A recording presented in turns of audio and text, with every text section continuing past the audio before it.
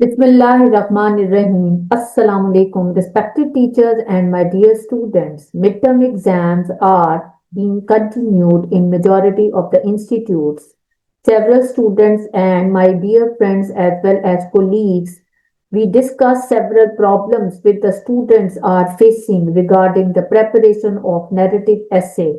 As per my abilities, I will be answering those important questions in this video of mine, and there is an open offer that if there is any difficulty that you people are facing in the preparation of narrative essay, which is a compulsory question in the sense that majority of the students go for narrative, but my advice again will be that don't just prepare narrative, do prepare descriptive essay as well, because in your narrative you have to describe at three places at least. And those three places are the time when you are describing your setting, your place, or your situation. Sometimes you have to describe a character or a person, and sometimes you have to describe a situation or a place. So these are the different times when you have to narrate and describe simultaneously, and you cannot achieve A star or a distinctive score in narrative essay until and unless you have the ability to describe. But as far as the focus of this video is concerned, the major concern is that what are those things that you have to avoid in narrative essay, and what are the things that you should be following while attempting narrative essay. So my dear students, the idea that you should be avoiding in the narratives is number one, too cliched ideas. Two cliched ideas means boring, repetitive ideas and starters. For example, many students used to write once upon a time. Now I know that you people are not so immature that you would start your story in this way, but I mentioned this because it was a boring phrase. It was a cliche. It has become a cliche, but there are some other cliches that you people have invented and you people are using repetitively in your paper. And what are those? For example, my alarm rang. My mother awoke me from deep sleep or slumber. Or at the end of the story, instead of creating some innovation, sometimes the students write, it was all a dream. So please avoid such boring and repetitive ideas and cliches. Cliche means an overly used phrase because they do not create a good impression at all. Number two idea that you should be avoiding is over complexity in the story. You must not forget that you have a limited time space and word space allowed. So the more complicated ideas you will create in your story, the more difficult it will be to handle them and to sort them out by the end of the time your story will have to be finished. So the third important advice that is to be followed is that your tense sequence should not be shaky. You should not be shifting between past, present, future again and again. Sometimes there are topsy-turvy shifts in the story. The story takes place 10 years ago, then what happened in the future after 10 years. Such tense sequences are too complicated and difficult to handle in the time allotted, that is 1 hour and 450 words, which is there in 0500 as well as 1123 and many other exams. Now, the second important advice which I can share in the form of this slide is that the themes of excessive bloodshed are to be excluded from the story. You know, you are not writing Macbeth. You are not creating bloodshed scenes. You should be avoiding scenes of murder, excessive violence, and excessive red bloodshed scenes. Why?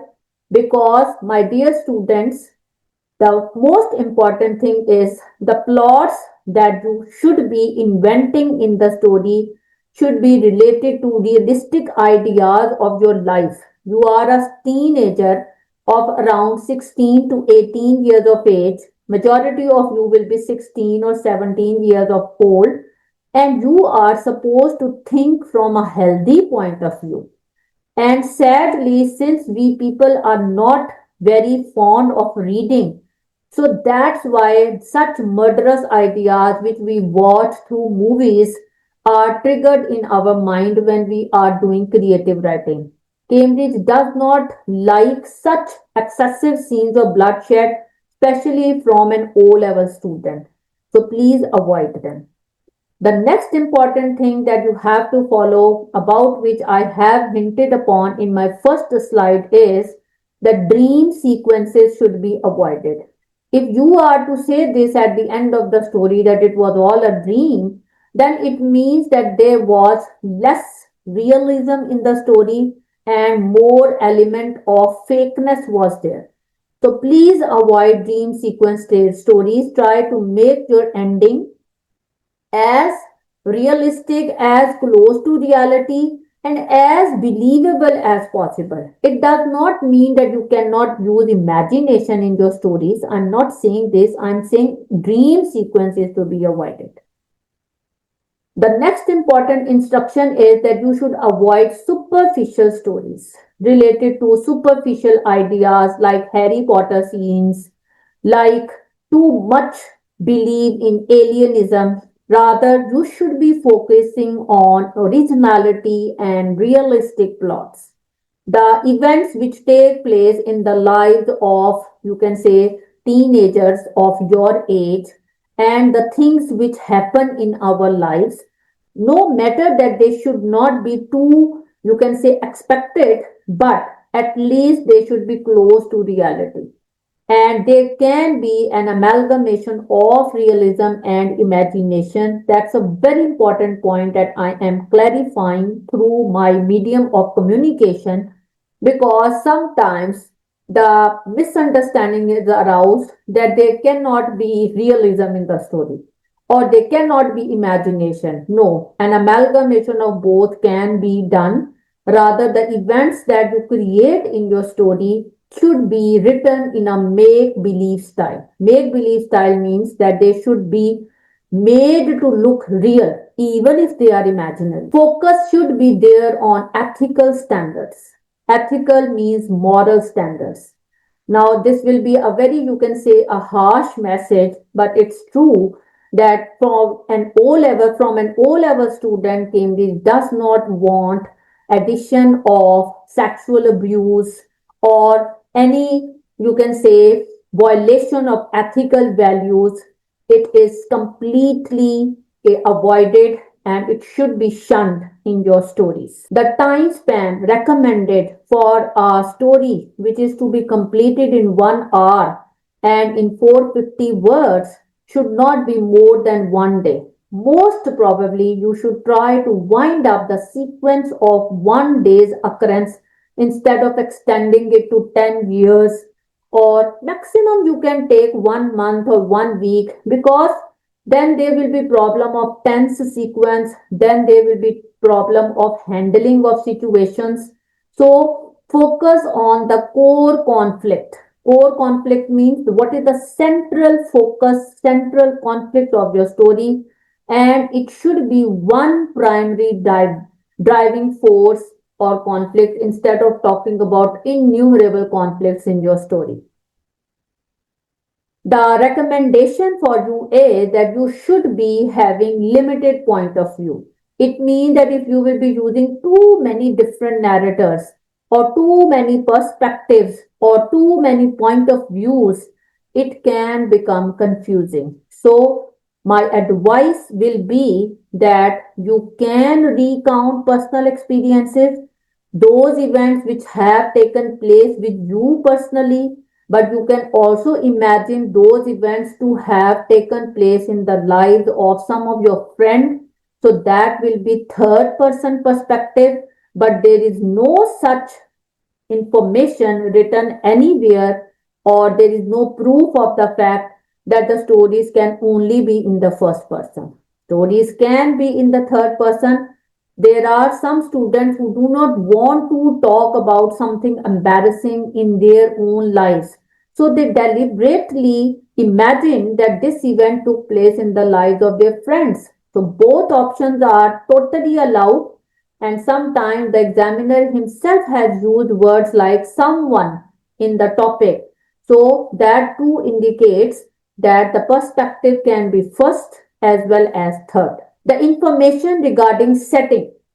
The setting basically encompasses three main elements. Number one, setting can be the time sequence of the story, the place of the story, or the duration of the story. Duration I have already talked about. Let's talk about place also. To make your setting impactful and vivid, connect setting to character and plot. If you are talking about a poor person, how can you make the setting to be a bungalow or a rich mansion? Of course, there should be a connection between the setting, between the character, and the events which are going to take place in the lives of that character. The setting should influence your character's actions. Obviously, the actions which the character is going to take place should be influenced by the setting, by the motivations and the moods of the character. Use the setting to reveal character. Obviously, our homes are a depiction of our personality. If we will be neat and tidy, our homes would also look neat and tidy. If we will be rough and crude, our homes would also not be welcoming. So this is how you have to make a connection between these two things and between rather these three things. Ensure that the setting is relevant to the conflict, meaning that if you want to talk about some conflicting idea in your story, then there should be relevance between that place and between that conflict. That too is important. I will be sharing in my next video a story with the title of Reunion, in which there will be a close connection between that place, between that character, and the events which will take place in that story. So stay tuned. And my next and the last advice is that if there is any difficulty that you are facing in the preparation of this question, don't forget to ask in the comment box. Inshallah, I will answer even in the form of video, or even if some short I can share, so that you people are well prepared for this paper and for all the exams of your life. With best wishes from my side. Stay blessed. Allah Hafiz.